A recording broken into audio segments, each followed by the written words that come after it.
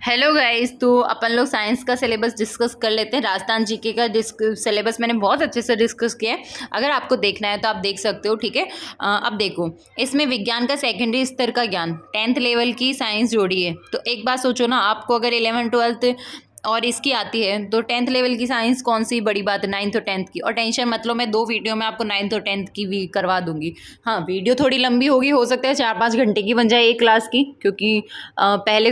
पर हाँ, अगर आप लोगों के खैर इतना टाइम नहीं है यार, और इतना ना वो भी नहीं है कि इसका वेटेज इतना है कि आप लोग एनसीईआरटी ऐप डाउनलोड करो, वहाँ से 10th की 9th की बुक्स देखो। बट हाँ, मुझे जो इंपॉर्टेंट लगेगा मैं आपको करवा दूंगी, डोंट वरी, ठीक है।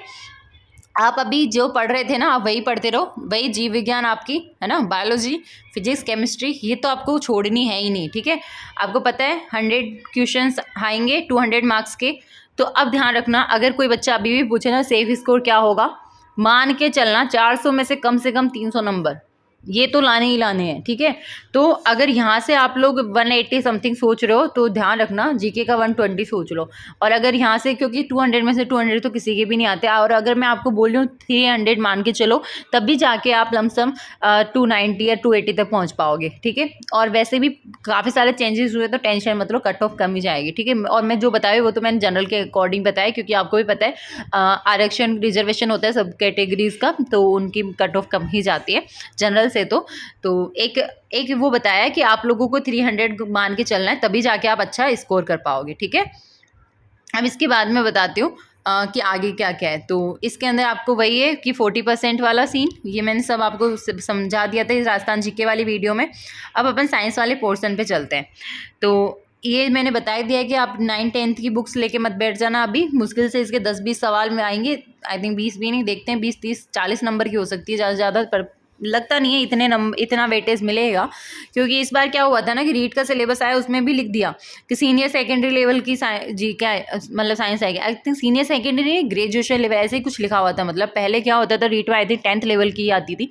आई थिंक इस बार सीनियर सेकेंडरी मेंशन हो गया, पर इसका मतलब ये थोड़ी है कि रीट वाले बच्चे सब छोड़ छाड़ के 12th लेवल की पढ़ेंगे, नहीं, ऐसा नहीं होता है। तो ये तो सिर्फ जोड़ा गया है इसमें, और कुछ ना कुछ तो जुड़ना ही था, करे ये बात तो है। क्योंकि 2018 के बाद में 22 में हुआ है, तो 22 के बाद में पता नहीं 2-3 साल बाद में होगा, तो ऑब्वियस है कुछ ना कुछ तो ऐड होता ही होता है हमेशा सिलेबस में। वो बस अजीब इसलिए लग रहा है क्योंकि क्या है ना, 2 पेपर हो गए, शिक्षा मनोविज्ञान जिसका कोई लेना देना नहीं है, लेबर असिस्टेंट के पेपर्स थे वो जुड़ गया। राजस्थान जीके में भी भाई साहब विश्व की और ये इंडिया की भी डाल दी, तो वो एक थोड़ा सा होता है। और एक साथ देखा ना आपने, इतने दिनों से सिलेबस का वेट था, सिलेबस आते ही मैंने देखा, मैं सीरियसली दिन में सो गई थी। मैंने जैसे ही उठ के देखा टेलीग्राम ग्रुप पे, भाई साहब इतना वैसे मेरे को समझ ही नहीं आया क्या हुआ, फिर पता चला सिलेबस आ गया और बच्चे सिलेबस को देख के परेशान हो रहे हैं। तो मेरे को उस टाइम बहुत हंसी भी आई थी, पर वीडियो बनाना तो जरूरी था ही, ठीक है। तो आज मैम से पहले आपने सिलेबस देख लिया, देखो। तो अब सीधी सी बात है, जीव विज्ञान का जो सीनियर सेकेंडरी स्तर का स्तर बात है, तो आई थिंक ये टॉपिक्स तो वही है जो पहले थे। मुझे तो ये देखो चेंज नहीं लगी, वही सवाल गवक आवर्त बीजी पादप पहले से आपकी इनकी तैयारी चल ही रही होगी, मैं उम्मीद करती हूँ। बाकी टेंशन ना लो, ये क्योंकि ये यार सब्जेक्ट ना अपना अपना सा लगता है, दिक्कत आती है सिर्फ जीके में। अब मैं देखो ये सेम सेम चीज़ें बोल बोल के आपको इरिटेट करूँ, क्या मतलब है। जैव प्रौद्योगिकी, पादपों का आर्थिक महत्व, कोशिका, ये टॉपिक आपको पता है क्योंकि ये 2018 सिलेबस जैसा ही है, खूब टाइम हो गया रटते रटते, राइट। अगर किसी ने कुछ भी पढ़ना नहीं शुरू भी करा होगा तो भी सिलेबस तो देखा ही होगा भाई। जेनेटिक्स, पाचन तंत्र, श्वसन तंत्र और परिसंचरण तंत्र, तंत्रिका तंत्र, ठीक है। और बायोलॉजी की जो मैं एमसीक्यूज करवा रही हूँ ना, वो वाकई में इंपॉर्टेंट है, अभी आज भी बोल देती हूँ। और एक और चीज़, 10,000 MCQs 3,000 MCQs करने से बेटर है एक गाइड ले लो, उस गाइड का कम से कम 2 बार रिवीजन कर लेना और उस गाइड के सारे सवाल कर लेना। अभी मैं आपको MCQs करवा रही हूँ, वो मैंने अरिहंत से उठाए हैं, क्योंकि क्या है ना कि अरिहंत से सवाल रिपीट हुए हैं, मतलब सवाल एज इट इज़ पूछे गए हैं, ठीक है। फिजिक्स के भी दरटमिन गतिकी वाले टॉपिक से सवाल पूछे गए, मैंने आज आपको मॉर्निंग वाली वीडियो में भी बताया था। और मैं आपको इसीलिए बोलूँ क्योंकि पहले मैंने यही सोचा था इस गाइड से सवाल आते हैं, गाइड बनाने वाला कोई बेवकूफ़ तो होगा नहीं, है ना, पढ़ा लिखा ही होगा ना, जो एग्जाम के ओरिएंटेड और अरिहंत की आपको पता है कि ठीक ही आती है। अब किसी के पास दक्ष की है तो ये मत सोचना दक्ष की बुरी है, बस गाइड होती है, ठीक है, आपको सिर्फ गाइडेंस दे सकती है, पढ़ने वाले पे डिपेंड करता है कि वो पढ़ कैसे रहे। तो सीधी सी बात है, अरिहंत वाली ये सवाल इसलिए करवा रही हूँ क्योंकि एक बार वो हो जाए उसके बाद अपन नीट के पुराने पेपर या जो भी अदर बुक है वहाँ से उठा के कर सकते हैं। और बाकी इस पे 10-10 मिनट की डेली फिजिक्स केमिस्ट्री बायो की वीडियोस आएंगी मॉर्निंग में, chemistry dose, biology dose, physics dose के नाम पे। उसमें कोई इंपॉर्टेंट सवाल होगा या कोई टॉपिक होगा तो अपन वही डिस्कस करते हैं। तो अगर आपको हेल्पफुल लगे तो आप भी देख सकते हो। इसके अंदर फिर ये जो फिजिक्स का है तो फिजिक्स में वही आपके दृढ़ पिंड गति की दे रखी है ना, उष्मा गति की, दोलन, तरंगे, ये सब वही है जो पहले था, ठीक है, इसमें कुछ भी नहीं बदला। और एक और चीज़ ध्यान रखना, जैसे कि है ना, इसमें तरंगों के अध्यारोपण और डॉपलर प्रभाव दे रखा है, तो आपको ये 2 ही टॉपिक पढ़ना है ना, ये मत बैठना कि पूरा ही तरंग पढ़ने बैठ जाओ। उष्मा गति में जैसे प्रथम, द्वितीय नियम और उष्मा इंजन और प्रसिद्ध तक बोला है तो इतना ही करना है, ये चीज़ ध्यान रखना, मैं पहले ही बोलूँ। क्योंकि बच्चे क्या करते हैं, सोचते इतना छोटा सा आएगा, छोटा सा नहीं है, सब मिलाओगे तो सिलेबस बहुत बड़ा हो चुका है ना। अभी मुझे एक बच्चे ने पूछा था एक दिन, मुझे याद है, आई थिंक किस टॉपिक के बारे में पूछा था, उसमें कंजर्वेशन वाले लॉ के बारे में पूछा था। तो मैंने उसको बताया भी था कि नहीं, जितना सिलेबस में दे रखा है उतना ही पढ़ना है। जैसे अभी विद्युत धारा है तो विद्युत धारा में किरचॉफ का नियम, व्हीटस्टोन सेतु और मीटर सेतु और विभव मापी, मुश्किल से आपके अगर नोट्स बनाओ ढंग के तो इसके 5 से 6 पन्नों के बनेंगे, है ना। तो मैं इसमें बात, फिजिक्स में बात क्या है कि आप कितने सवाल अटेम्प्ट कर पा रहे हो, कितने टाइप के सवाल आपने किए।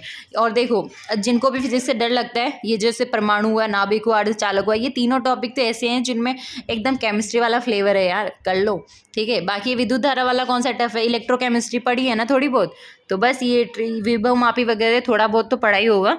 तो एक बार जो ईजी टॉपिक है आप वो कर लो, कम से कम उनमें दिक्कत नहीं आएगी। केमिस्ट्री की देखो, केमिस्ट्री मैंने शुरू में स्टार्ट की थी, सोचा था केमिस्ट्री आपको पूरा भी करवा दूँ, बट आपका इंटरेस्ट नहीं था, फिर भी मैंने आपको ये टॉपिक बहुत अच्छे से करवाया है।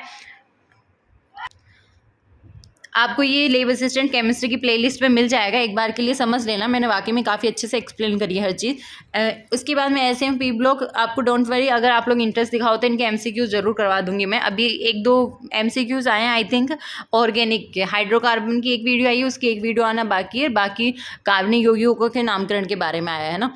तो ये एसएम ब्लॉक पहले से ही था, केमिकल इक्विलिब्रियम वगैरह। और बाकी आप टेलीग्राम ग्रुप पे जुड़ जाना, वहाँ पे जो हेल्पफुल है आपके एग्ज़ाम में वो भेजा है। बट एक बार बताऊँ आपको, मैं एक चीज़ बोलना चाहती हूँ बच्चों से जो टेलीग्राम ग्रुप में है उनसे भी और जो नहीं है उनसे भी, मटेरियल सेलेक्टेड पढ़ना, पहले ही बता दूँ।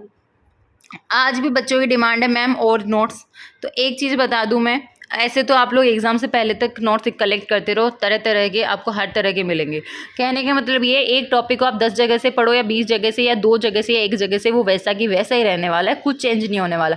अगर कुछ आपको देखना ही है ना तो आप MCQs ट्राई करो अलग अलग जगह के, पर वो भी तब जब आपका थ्योरी और कॉन्सेप्ट पे पकड़ हो जाए, और वो भी तब करने। देखो आज एक बच्ची ने पूछा था बहुत अच्छा कि मैम आप सेलेक्टेड बता दो, तो मैं इसी वीडियो में बता देती हूँ। सेलेक्टेड का मतलब होता है कि ओनली जो टॉपिक दे रखे हैं ना आप ओनली वही पढ़ो। जैसे केमिकल इक्विलिब्रियम में ये 4 टॉपिक दे रखे हैं, आपको ये 4 ही पढ़ना है।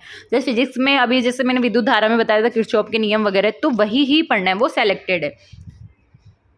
आपने एक बार वो टॉपिक देख ली, उसके बाद में क्या देखोगे आप, उनके सवाल देखोगे। कहाँ से देखोगे, मैं आप सबको रिक्वेस्ट करूँगी एक गाइड आप कोई सी भी ले लो, क्योंकि गाइड से क्या है ना, थोड़ी गाइड एक वो चीज़ होती है कि चलो कुछ भी उठाया देखा मिल गया। और अब एक बात बताऊँ, अब जब इतना वेट किया किसी ने गाइड नहीं लिया तो अभी भी मत लेना, क्या पता जो नई गाइड है उसके अंदर थोड़ा जो शिक्षा मनोविज्ञान और जो नया जुड़ा है वो ऐड होके आए, तो आप तब परचेज करना, ठीक है। और बाकी अरिहंत वाले बुक के MCQs आप बोलोगे तो मैं करवा दूंगी, डोंट वरी, क्योंकि वो वाकई में इंपॉर्टेंट है। और बात ऐसी है कि केमिस्ट्री में ओनली सवाल बताने से काम नहीं चलता कि A आएगा, B आएगा या C आएगा, एक्सप्लेन भी करना पड़ता है। देखती हूँ टाइम मिला तो पक्का, है ना। बाकी आप लोगों को मैंने टेलीग्राम पे भी, अब एलन कोचिंग के बारे में तो किसने नहीं सुना होगा, सबने ही सुना है।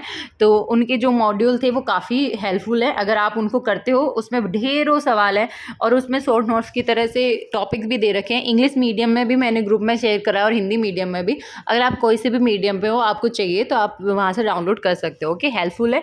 तो सबसे सेलेक्टेड का मतलब ये, सबसे पहले आप अगर आपके पास कोई खुद के नोट्स हैं तो उनको प्रेफर करोगे, अदरवाइज आप गाइड की तरफ जाओगे, गाइड से पढ़ोगे, है ना। गाइड से पढ़ने के बाद में आप ओनली उन मॉड्यूल्स के सवाल देख लेना, सफिशिएंट है, मैं लिख के दे रही हूँ। अगर इतना भी किसी ने बहुत अच्छे से कर लिया ना, उसका सिलेक्शन कोई नहीं रोक सकता, कोई मतलब नहीं है। आप ढेरों सवाल कर लोगे, पता चला ढेर भर के सवाल तो कर लिए, पर आपका जो काम की चीज़ है ना फिर वो भी ढूंढ के नहीं निकाल पा रहे एग्जाम के लिए। समझ रहे हो मेरी बात, आपको सेलेक्टेड पढ़ना है। ये गलतियां हर कोई करता है, इसी वजह से इतना एक्सपीरियंस है। जब ठोकरे खाते हैं ना तब अक्ल आती है, सच्ची बात तो ये। जब कोई ऐसे समझा रहा होता है ना, हमें भी हमारी कोचिंग टाइम में किसी ने अगर ज्ञान दिया है ना, तो कोई मतलब नहीं है, टीचर्स आते हैं बोल के चले जाते हैं, बट लिटरली ये सब चीज़ें एक्सपीरियंस से आती है। आपको मैं अगर कुछ भी बोल रही हूँ तो ऐसे ही नहीं बोल रही हूँ, ठीक है। अब दूसरी चीज़ ये कि जैसे आपने ये टॉपिक कर लिए, इन टॉपिक को करने के बाद में आप MCQs करोगे। सबसे पहले आप गाइड की तरफ, गाइड वाले सवाल करोगे, उसके बाद में जो मैंने मॉड्यूल्स भेजे हैं वो, और बाकी टाइम टाइम पे आपको गाइडेंस मिलता रहेगा। ऐसा नहीं है कि आज सिलेबस आया तो आज एक वीडियो बना के फ्री। मैंने आपको पहले भी बोला एग्ज़ाम तक आपके साथ ही हूँ, ठीक है। इसके बाद में आयनिक साम्य का हो गया। और अगर आपने किसी के पास अरिहंत की बुक है, आपको लग रहा है ना कि यार ये तो बहुत छोटा छोटा दे रखा है, क्योंकि मैंने देखा अरिहंत के बुक में काफ़ी शॉर्ट में दे रखा है, तो ध्यान रखना वो ओनली एग्जाम ओरिएंटेड है, उसके आगे पीछे का नहीं दे रखा। मतलब जैसे कि अम्ल क्षार आयनिक साम्य, तो मुश्किल से आयनिक साम्य उन्होंने 5 से 6 पन्नों में ही करवा दिया है ना, तो उन्होंने वो बता रखा है जो एग्जाम ओरिएंटेड है, बट उसके अंदर आई थिंक 3000 प्लस MCQs है और काफ़ी इंपॉर्टेंट भी है। तो बेटर है कि आप कोई बुक प्रेफर करो। अगर दक्ष है तो दक्ष के पास, दक्ष में भी आपको MCQs देखने को मिलेंगे, सीधी सी बात है। तो इसी वजह से बोल रही हूँ मैं। बाकी आपको अगर इस चैनल से भी आपकी हेल्प हो तो आप MCQ सीरीज फॉलो कर सकते हो। अगर आपके पास, आपको नहीं लेनी गाइड, आपने कोई और गाइड ले रखी है, जैसे किसी ने दक्ष ले रखी है, अरिहंत के सवाल देखने हैं, तो सीधी सी जाओ, प्लेलिस्ट बनी हुई है, अपना चैनल है, MCQs डालती हूँ मैं। बायो की करवाएं, अभी काफ़ी सारे टॉपिक के करवा दिए, तो आप एक बार जरूर चेक करना। इसके बाद में गैसेस स्टेट, ये सब पहले ही था, बॉयल्स लॉ वगैरह, द्रवावस्था, है ना। बाकी आप लोगों को पता है, आपने अगर 12th भी करी है तो। और हाँ, मुझे एक बच्चे ने बोला आई थिंक फ्रैंकल नया जुड़ा है, बट ऐसा नहीं है। आई थिंक ये क्रिस्टलों की त्रुटियां पहले भी पढ़नी पड़ती है, जिसमें सोटके और फ्रैंकल से हमेशा सवाल आते हैं। और देखो, रही बात इनमें से भी इंपॉर्टेंट बताने की, तो बात ऐसी है, आप लोगों ने 12th किया या आप लोगों ने कॉलेज में पढ़ा है या कभी बच्चों को ट्यूशन्स भी पढ़ाए हैं या जो भी है, तो आपको भी पता है कि कहाँ से सवाल आते हैं। जैसे क्रिस्टल्स में NaCl क्रिस्टल आ गया, हीरे से सवाल पूछ लिया, राइट। आयनिक यौगिकों की संरचना के बारे में सवाल आ गया कि कौन सा किस तरह टाइप का स्ट्रक्चर है। ये फ्रैंकल और शॉर्टकी से तो पूछा ही जाता है ना। ठोसों के वर्गीकरण हो गया, ठोसों के गुणधर्म हो गया, ये कॉमन सी है। जैसे यूनिट सेल से हमेशा सवाल आते हैं, इसके अंदर एक और डेंसिटी वाला फॉर्मूला है ना, वहाँ से सवाल हमेशा पूछे जाते हैं, है ना। तो ये इकाई वही है जो आप पढ़ते हो ना, सिंपल क्यूबिक, BCC, FCC, ये सब। तो ये बहुत इंपॉर्टेंट टॉपिक है। तो आपको इतना तो पता है, आपने कभी स्कूल टाइम में पढ़ा है या कॉलेज टाइम में पढ़ा है कि टीचर्स ने चिल्ला चिल्ला के बोला होगा ये इंपॉर्टेंट है, ये इंपॉर्टेंट है, कर लो एग्जाम के हिसाब से। तो अगर आप लोग इनको पढ़ोगे तो आपको खुद को ही वो चीज़ें याद आएगी। ऐसा नहीं है कि पुराना पढ़ा हुआ सब भूल जाते हैं। जैसे अभी विलियन है, इसमें राउल्ट लॉ से हमेशा सवाल आते हैं, आदर्श और अनादर्श वाला इंपॉर्टेंट है, मोलरता नॉर्मलता से हमेशा सवाल पूछे जाते हैं। तो ऐसे थोड़ा बहुत तो आपने अगर थोड़ा ध्यान से भी पढ़ा है ना कभी भी, तो ये चीज़ें तो आपके माइंड में कहीं ना कहीं तो होगी। निकालो उन्हें, पूरे तो काम है आपके एग्जाम में हेल्पफुल है, ठीक है। और आपको आपसे बेटर कोई नहीं जानता, आपको पता है आपको कितना आता है और कितना करना है। बाकी ये वाला टॉपिक मैंने पूरा करवा रखा है, अच्छे से पढ़ाया हुआ है, सारा इफेक्ट वगैरह आप जाके चेक कर लेना, प्लेलिस्ट में केमिस्ट्री वाली में ही मिलेगा। और हाइड्रोकार्बन भी बहुत डिटेल में करवा रखा है, ठीक है। और आपको मैंने आई थिंक ये जो द्रव और ये गैसेस अवस्था वाला है ना, ये भी करवा दिया, अभी लेटेस्ट ही करवाया, तो 6 बजे क्लास चली थी उसमें, तो आप लोग इनको देख सकते हो। और बाकी ऐसा सोच के चलो चेंजेस कम ही हुए हैं, क्योंकि जो चेंज हुए हैं उनको आप लास्ट में देखोगे। जैसे जो पहले था ना, आपको वही करना है। आपको मैंने अभी भी बोला है कि आप सिर्फ इसके 200 नंबर जो आपके साइंस वाले हैं इन पे ध्यान दोगे, और इसके अलावा राजस्थान जीके पे ध्यान दोगे। बाकी पता चल जाने दो कितने आएगी, साइकोलॉजी क्या आएगा, अभी उसकी तरफ मत भागो, क्योंकि बहुतों ने इन दोनों को ही तैयार नहीं करा अभी तक, और ये बहुत वेटेज रखती हैं, ठीक है। तो जितना भी मुझे समझ में आया सिलेबस को लेकर, हर चीज़ मैंने आपको अच्छे से एक्सप्लेन कर दी, और आज इतनी वीडियोज़ बन गई ना कि अब मेरी और बस की नहीं है बोलना। तो मिलते हैं किसी नेक्स्ट वीडियो में। अगर मेरा गला वगैरह ख़राब हो जाए ना, तो कल कोई वीडियो नहीं आएगी, पहले ही बता देती हूँ। मिलते हैं कल परसों में, ठीक है। Bye bye. और इतने अच्छे से एक्सप्लेन कराया तो कम से कम वीडियो को शेयर कर देना, ठीक है। अब तो लेबर असिस्टेंट के सिलेबस भी आ गया है, बहुत से लोग जुड़ने चाहिए अपने चैनल से भी। तो और चैनल को सब्सक्राइब करना मत भूलना।